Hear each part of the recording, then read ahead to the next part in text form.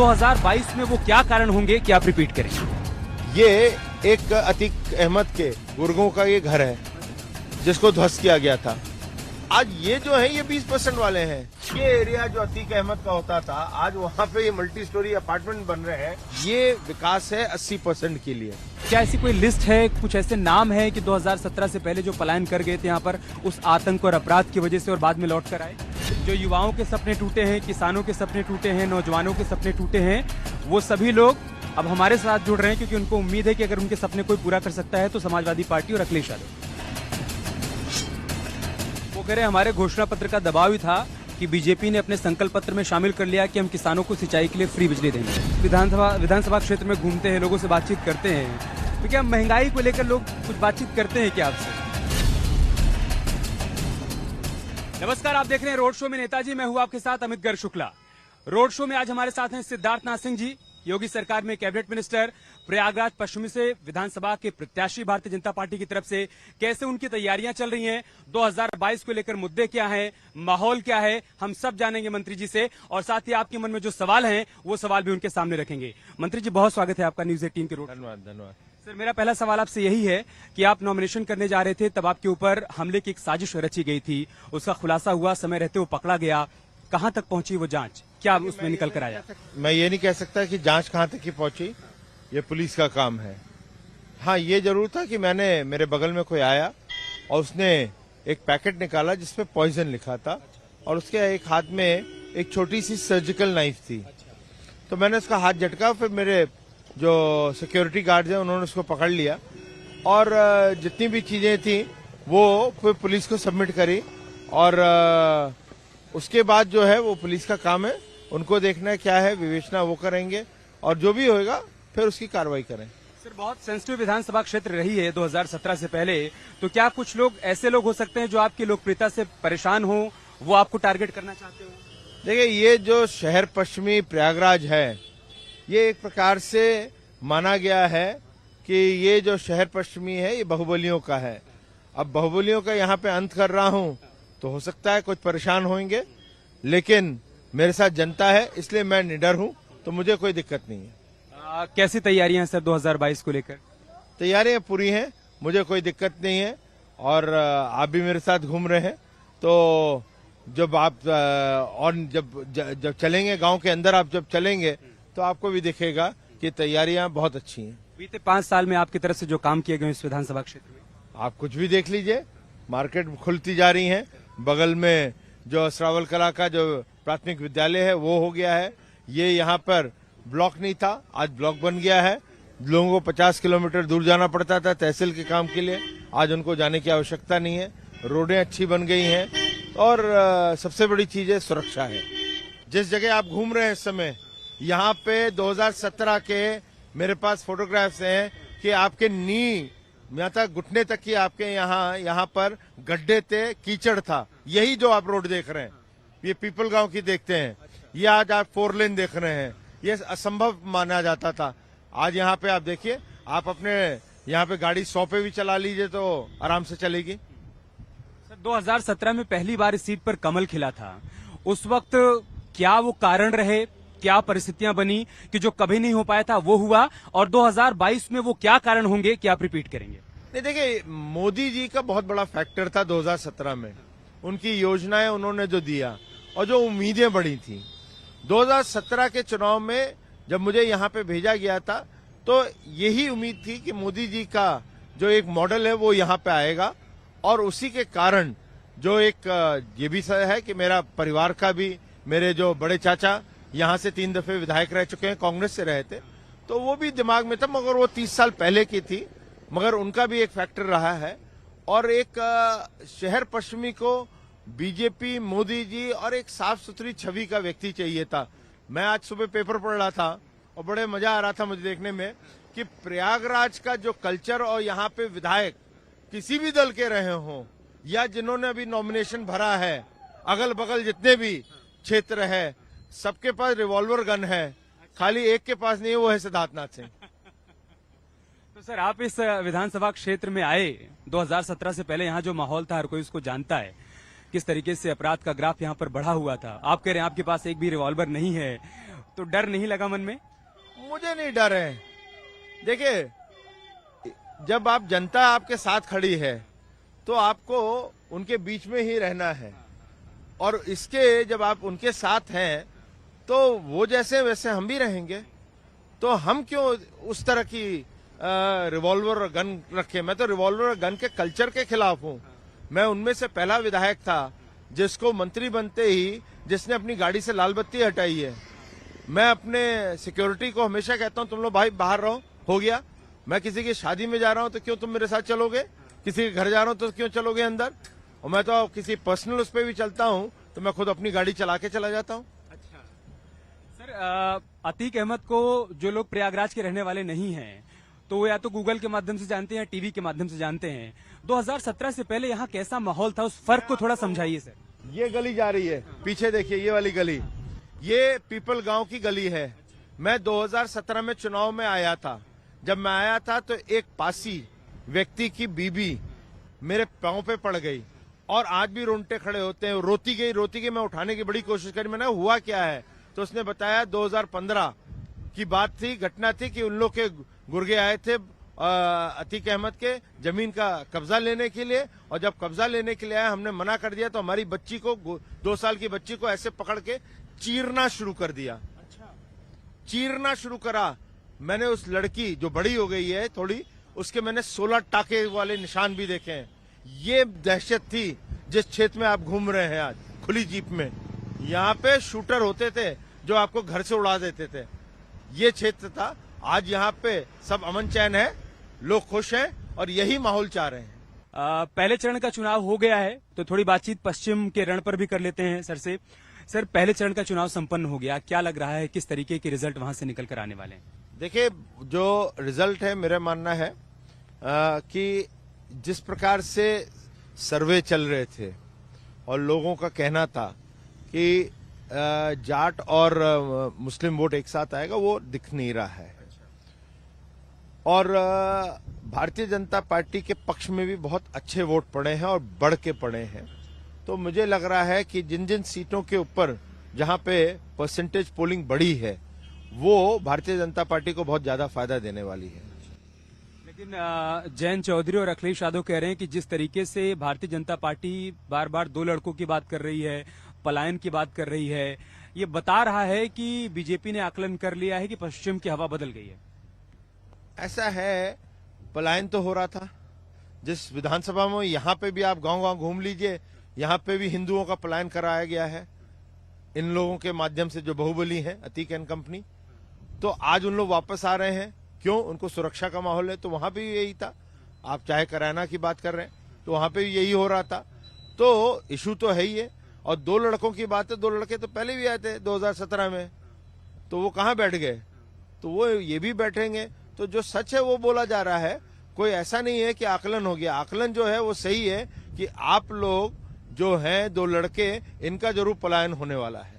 CM Yogi Adityanath ने news 18 के interview में एक बार फिर से 80-20 वाला बयान दिया सर। तो उस पर समाजवादी पार्टी और पूरे विपक्ष का कहना था कि ध्रुवीकरण की कोशिश की जा रही है, इसीलिए इस बयान को बार बार दिया जा रहा है 80-20 का। देखिए, 80-20 जो उन्होंने दिया वो सही दिया। 80 वो हैं, मैं अपनी विधानसभा ले लूं, 80 वो हैं जो अमन चैन चाहते हैं, विकास चाहते हैं। 20 लोग जो हैं जो माफियागिरी चाहते हैं, गुंडागर्दी चाहते हैं, जो विकास नहीं चाहते, जो लोगों का उत्पीड़न करना चाहते हैं, वो 20% है। अब ये जो 20%, अब ये आप पीछे देखिए, फ्रेम करिए, ये एक अतीक अहमद के गुर्गों का ये घर है जिसको ध्वस्त किया गया था। आज ये जो है ये 20% वाले हैं। उसके इर्द गिर्द जो लोग थे वो नहीं थे 20% में। यहाँ पे इसी के बगल में लोग मतलब अखिलेश जी के टाइम से पड़ा हुआ था एक मेडिकल कॉलेज 950 बेड का बनने का, नहीं बन पाया था। ये बगल में ही है, दिखेगा आपको। वो आज तैयार हो गया है। क्यों हो गया है? क्योंकि 80% चाह रहा था, 20% वाले नहीं चाह रहे थे। तो यही सच्चाई है 80-20 की। लेकिन इस पर भी वो कहते हैं कि आपने टारगेटेड कार्रवाई की, जैसे अभी आपने उस गिरी हुई इमारत को दिखाया कि अतीक अहमद को टारगेट किया गया, मुख्तार अंसारी को टारगेट किया गया, आजम खां को टारगेट किया गया। अब उनको इसके लिए दर्द हो रहा है। कानून के तहत किया गया, जिन्होंने, जिसकी गाथा है यहाँ पर। एक मैंने पासी समाज का आपको बता ही दिया। आजम खां की गाथाएं हैं, मुख्तार अंसारी के बारे में दुनिया जानती है, तो आप उसके लिए आप कह रहे हो कि उनके लिए उनको दर्द क्यों होता है अखिलेश जी को? ये टारगेटेड है, आपको भी करना चाहिए था। टारगेट तो वो हो रही थी जो 80% जनता है, ये जो 20% कर रहे थे आपने नहीं किया, हमने करके दिखाया। तो आज आपको दर्द इसलिए हो रहा है क्योंकि आज गलती से इनकी सरकार आ गई ना, तो यही आजम खां, यही अतीक अहमद, यही मुख्तार अंसारी, मान लेना वो सब जेल से बाहर होंगे और लखनऊ में गद्दियों पे बैठे होंगे। इसके अलावा वो कहते हैं कि हम किसानों की बात करते हैं, नौजवानों की बात करते हैं, तो आप ये पैन करें अपने उस तरफ। हाँ, ये अब आपको देखिए यहाँ पर ये मल्टी स्टोरी अपार्टमेंट्स बन रहे हैं। अच्छा, ये एरिया जो अतीक अहमद का होता था, आज वहाँ पे ये मल्टी स्टोरी अपार्टमेंट बन रहे हैं, लोग शिफ्ट करना चाहते हैं। अच्छा, इसी का भी कुछ समय पहले शिलान्यास हुआ था सर? नहीं, इसका नहीं हुआ था, मैं खाली ये बता रहा हूँ। अब उसके पीछे देखेंगे, यहाँ पे ट्रेनिंग सेंटर चल रहा है ITI का प्राइवेट में, ये संभव नहीं था। ये विकास है 80% के लिए और 20% के लिए नहीं है। सर थोड़ी बातचीत अखिलेश यादव जी के बारे में करते हैं। उनका यह कहना है कि 2022 में समाजवादी पार्टी 400 सीटें जीतकर सत्ता में आने वाली है। मुंगेरी लाल के हसीन सपने तो 500 के भी देखना चाहिए उनको, मगर मुंगेरी लाल के हसीन सपने सपने ही होते हैं और वो टूटते हैं, और मेरे ख्याल से अखिलेश जी को अब ये समझ आ गया होगा। उनके बयान पर एक और सवाल, उन्होंने कहा कि ये जो 2022 का चुनाव है ये जोड़ने वालों और तोड़ने वालों के बीच में। नहीं, जो हम तो जोड़ने का काम कर रहे हैं, तोड़ने का समाज का आपने किया था, और आज भी वही कारण है कि आप M+Y पे ही निर्भर हैं। सबका साथ सबका विकास नहीं है, आपको खाली M चाहिए, आपको पूरा Y चाहिए। यही आपका अरिथमेटिक है जिसके आधार पे आप ये पूरा चुनाव लड़ रहे हैं। हम एक दुकान पर आ गए हैं सर, तो यहाँ पर थोड़ी चाय पी लेते हैं। अच्छा, गुड़ की जलेबी है यहाँ पर, तो गुड़ की जलेबी खाते हैं सर, जो बहुत फेमस है यहाँ पर। हाँ जी, यहाँ पे बहुत फेमस है। तो ये गोसी है जो हम लोग का श्रावल कला है प्रयागराज में, ये एक बहुत बड़ा गद्दियों का एक एरिया में गुंडों को माना जाता था। आज देखिए मार्केट कैसे फ्लरिश कर रही है, लोग खुश हैं, आइए वहीं पे समोसा खाएंगे। चलिए, तो गुड़ की जलेबी आ गई है। जो लोग प्रयागराज या इधर के रहने वाले हो तो जानते हैं कि इधर गुड़ की जलेबी बहुत फेमस है, लेकिन अगर आप यहाँ नहीं रहते हैं और कभी आइएगा तो यहाँ पर जलेबी का स्वाद जरूर चखिएगा। सर जलेबी भी खाते हैं और साथ ही साथ चुनाव पर चर्चा भी करते हैं।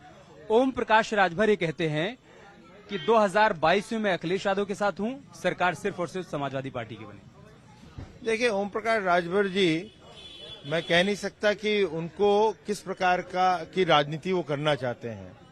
वो कहीं अति पिछड़ों की करना चाहते हैं तो ये बता दें कि मुलायम सिंह के टाइम पर और अखिलेश जी के टाइम पर ऐसी क्या 5 चीजें हुई हैं जो अति पिछड़ों के लिए की गई हैं विकास कार्य। वो 5 चीज गिनवा दें, फिर हम बहस कर लेंगे उनके साथ। वो 5 चीज नहीं गिनवा सकते, इसका मैं वादा करता हूं। वो अपने लिए कुछ सोच रहे हैं तो एक अलग बात है, मैं समाज के लिए सोच रहे हैं तो 5 चीज जरूर गिनवा दें। वो कह रहे हमारे घोषणा पत्र का दबाव ही था कि बीजेपी ने अपने संकल्प पत्र में शामिल कर लिया कि हम किसानों को सिंचाई के लिए फ्री बिजली देंगे। वो हम लोग ने पहले भी दिया था किसानों को, किसानों के हमने कर्ज भी माफ कर रहे थे। तो ये जो कह रहे हैं, अच्छा एक बात बताएं, अच्छा आपने कहा उनको क्रेडिट लेने की आदत हो गई है, तो मैंने एक दफे ट्वीट किया था, उसको मैंने कहा क्रेडिट चोर। तो मेरे को आज फिर कहना पड़ रहा है, अखिलेश जी कृपया करके बंद करिए #क्रेडिट चोर। घोषणा पत्र का भी क्रेडिट, संकल्प पत्र का क्रेडिट ले रहे हैं। अब वही हो गया ना, हर चीज का वो क्रेडिट लेने के हैं, करना कुछ नहीं है, वो क्रेडिट लेते हैं। तो इसीलिए मैंने कहा था ट्वीट करके #क्रेडिट चोर। ठीक है सर, चलते हैं विधानसभा क्षेत्र की ओर। कुछ वहां के मुद्दों की बात होगी और कुछ राष्ट्रीय मुद्दों की बात होगी। मंत्री सिद्धार्थनाथ सिंह जी अपने विधानसभा क्षेत्र में घूम रहे हैं, यहाँ पर उनको अपार समर्थन भी मिल रहा है। मंत्री जी कहाँ पहुंचे इस वक्त हम लोग? हम श्रावल कला में हैं। यहाँ क्या क्या काम किया गया आपकी तरफ से बीते 5 साल? देखिए, पहले तो आप जिस रोड पे चल रहे हैं वही बहुत बड़ा काम है। ये फिर एक एरिया रहता था जो गुंडों का रहता था, माफियाओं का रहता था, भूमाफियाओं का रहता था, उससे यहाँ पे निजात मिल रही है। इसके कारण ये व्यापार यहाँ पे आप देख रहे हैं वो चल रहा है। अंदर भी आप जाएंगे तो गांव के अंदर रोडें बनी है, कनेक्टिविटी है, तो ये सब है। पानी की टंकियां तैयार हो रही हैं, जैसे पाइप वाटर जाएगा, तो ये सब चीजें जो है यहाँ पे करी गई हैं। आगे सर 2022 के बाद का क्या विजन है इधर? ये देखिए, यहाँ पर बगल में आगे जाएंगे हम लोगों को, आगे जाकर हम लोगों ने कुछ फैक्ट्रियां यहाँ पे शुरू करी हैं, वो फैक्ट्रियां जो हैं वो हम लोग की चलेंगी और इसी को और एक्सपैंड करना है। आगे थोड़ा सा पीछे हम लोग गरीब आवास बनवा रहे हैं, क्योंकि यहाँ पर बहुत बड़ी जमीन थी असरावल कला में जो कि भूमाफियाओं ने कब्जा करी हुई थी, उसको भी हम लोग खाली करवाया है। तो वहाँ पर एक जो मैंने कहा था ना कि मैं बुलडोजर सीएम का एक्सपेरिमेंटल बॉय हूँ, तो वो अपने प्रोजेक्ट्स यहाँ पे मैं चलवाऊंगा। राम मंदिर पर भी चर्चा होती है सर इधर?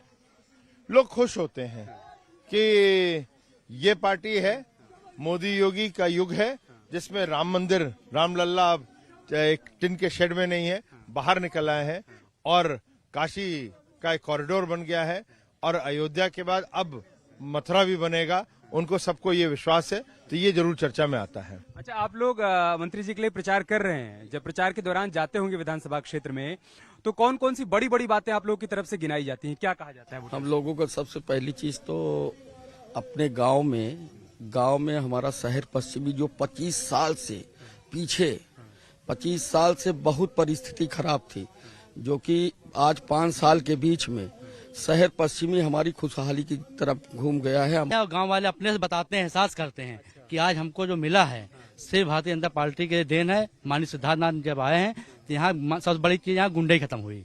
हमारी भाजपा की सरकार में हमारे योगी जी ने जो योगदान दिया, हमारे मंत्री सिद्धार्थनाथ ने जो किया, आज तक कोई सरकार ने नहीं किया। हिंदू मोहल्ले में हम रह रहे हैं, हमको इतना सुकून है, न किसी से झगड़ा, न लड़ाई, न कभी हमको उस नजर से नहीं देखा जाता।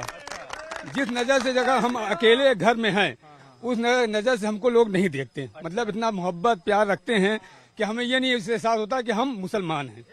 ये समझ लीजिए, हिंदू बड़ा मैसेज है रज्जू भाई, बहुत बड़ा मैसेज आपकी तरफ से। तो देखिए, मंत्री सिद्धार्थनाथ सिंह के विधानसभा क्षेत्र में हमें रज्जू भाई भी मिले, जो कह रहे हैं कि यहाँ पर किसी प्रकार का कोई भेदभाव नहीं है, हिंदुओं के बीच में रह के अपने आप को सुरक्षित महसूस कर रहे हैं। सर, बीजेपी मिशन 300+ को लेकर आगे बढ़ रही है। अगर हम प्रयागराज की बात करें तो 2017 में अपना दल को मिलाकर 9 सीटें भारतीय जनता पार्टी ने जीती थी, गठबंधन ने। 2022 में 12 सीटों पर क्या स्थिति रहने वाली? देखिए, मैं इतना ही कहूंगा, जो हमने कहा वो होके रहा है, क्योंकि जनता का विश्वास हम पे है, हमें जनता पे है, और 300+ का जो आंकड़ा है गठबंधन के साथ हम लोग पार करेंगे। बहुत बहुत धन्यवाद सर, न्यूज 18 से बातचीत करने के लिए, रोड शो में शामिल होने के लिए। तो मंत्री सिद्धार्थनाथ सिंह जी आज रोड शो में हमारे साथ थे। उनका विजन क्या है, बीते 5 साल में उनकी तरफ से क्या काम किए गए हैं, सरकार की तरफ से क्या कुछ कामकाज किया गया है, उन तमाम बातों का जिक्र कर रहे हैं और उन्हीं मुद्दों, उन्हीं योजनाओं को लेकर वो लोगों के बीच भी जा रहे हैं प्रचार करने के लिए। मैं और कैमरे पर मेरे सहयोगी जगदीश यहाँ से किसी और विधानसभा क्षेत्र में चलेंगे, किसी और नेताजी को रोड शो की अपनी गाड़ी पर बिठाएंगे। तब तक के लिए नमस्कार।